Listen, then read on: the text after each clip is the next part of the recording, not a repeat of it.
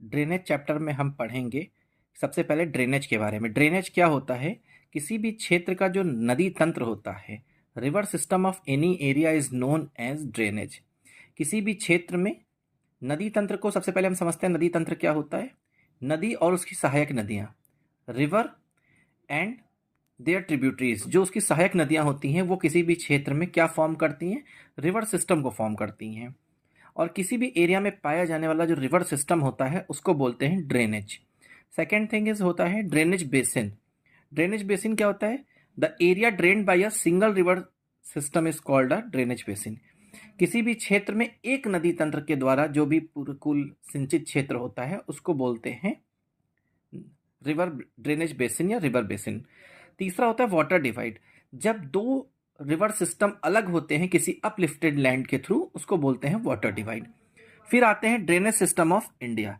जो drainage system है India में उसको हम दो पार्ट्स में डिवाइड करते हैं।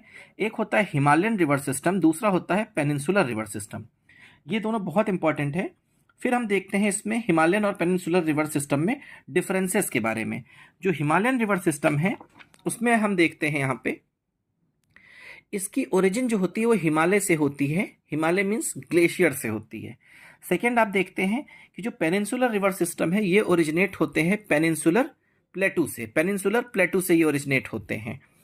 हिमालयन रिवर सिस्टम से जो भी रिवर्स निकलती हैं दे हैव लॉन्ग कोर्सेज, वो लंबी दूरी तय करती हैं और वो क्या है? They are new. और जो पेनिनसुलर रिवर सिस्टम है वो क्या होती हैं?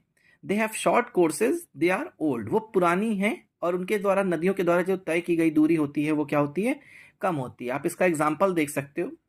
हिमालय से निकलने वाली नदी जैसे कि हमारी गंगा, ब्रह्मपुत्र और सिंधु, ये नदियों की जो लंबाई है वो काफ़ी ज़्यादा है, 2500 किलोमीटर से अधिक है। लेकिन वहीं अगर हम देखते हैं पेनिनसुलर रिवर सिस्टम के बारे में तो उनके द्वारा जो नदियाँ निकलती हैं जैसे गोदावरी, कृष्णा, कावेरी, इनकी लंबाई जो है वो काफ़ी कम है।